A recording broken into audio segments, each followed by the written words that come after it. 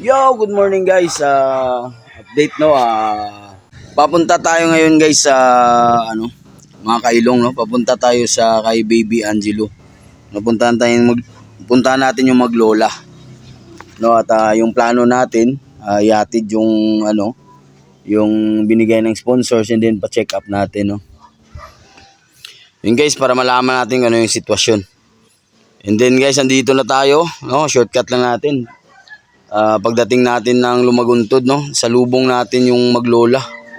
Guys, yung isang apo niya mayroon pang dalang anong tawag doon? Sanggot yun sa amin eh. No? Mag-aani siguro ng palay. Tapos magbibilad daw sana siya ng ng palay, no?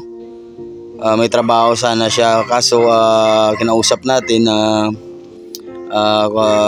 na ipapa-check up natin yung bata and then may nag-sponsor na. Yun lang sabi ko yun si Boss Junjun Vargas no. Yun boss, maraming salamat, shout out sa inyo dyan.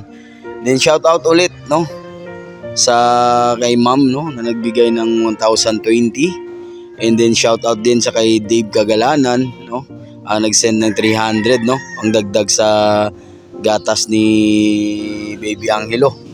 So kinausap natin si nanay no, meron pang ubo si mabigat pa yung ubo ni Baby Angelo no, kaya kailangan nating ipa-check up to para malaman natin kung ano yung kalagayan ng bata no.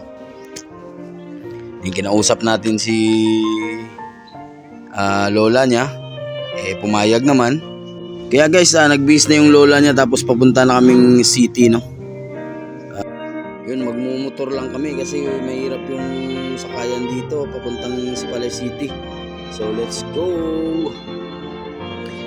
So guys, pagdating namin dito sa clinic ni Doc Hamito no, nagpalista kami kaagad at para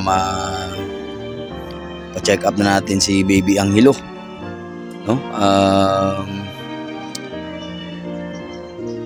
So salamat talaga no sa Panginoon no, ginagabayan tayo at saka sa mga sponsors natin. Kaya ito, malaking pasasalamat natin sa kay Boss Junjun Vargas no. Kasi pinuntahan tayo at saka siya talaga tumawag kagabi no at gustong tumulong talaga ni Boss Junjun no. Ito guys, si Boss Junjun Vargas no, kapag may nakikita niya yung video ko guys na mga bata na talagang tutulong to. Yun, magme-message talaga sa akin yan. Kaya pa-update kung ano yung sitwasyon ng bata. Kaya guys, dito guys, maraming salamat talaga, no? Kita niyo yan guys, no? Siya yung nag-shoulder ng check up and then binila ng gatas, mga gamot, no? So, thank you so much Boss Junjun. Mabuhay ka. God bless. Marami pa tayong matutulungan, no? Kaya guys, dahil binigyan tayo ng 500 ni Boss Junjun no, para sa kanilang nanay no, pinakain muna natin sila no, kasi gutom na rin si nanay. Shoutout sa kay Philip at saka kay Tita Gloria no. And then ito na guys, para discuss din natin at ma-explain kung paano painumin yung gamot no para sa kay Baby Angelo. Importante kasi meron siyang antibiotic guys, salbutamol at saka coamoxiclav no. Kailangan talaga mawala yung ubo niya at saka niya, sipon niya no. Tapos binigyan din siya ni Doc ng vitamins at saka bagong gatas no, para meron namang magkaroon ng lakas si Baby Angelo no. Kaya ito, tinuruan ko si nanay kung paano painumin yung mga gamot. Hindi naman mahirap painumin si Baby Angelo guys. Parang lang, akala niya diedi no? Akala niya milk niya, biberon kung tawagin dito. So thank you so much sa lahat ng sponsors guys no.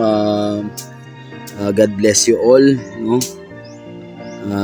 Salamat guys dahil pinapadama niyo sa akin guys na hindi ako nag-iisa. Tumutulong talaga ako guys.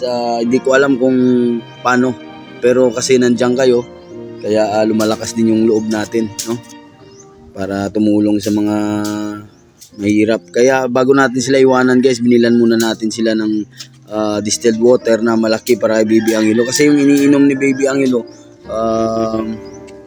ano yun eh, hindi distilled. Tapos binilan sila natin ng 10 kilong bigas. Ay 10 kilo, 10 kilograms. No? Tsaka yung natirang pera, yun, binigay na natin lahat sa kay nanay, no? So, thank you so much sa pag-support sa Ilonggo Vlogs. Thank you so much. God bless you all. Bye-bye.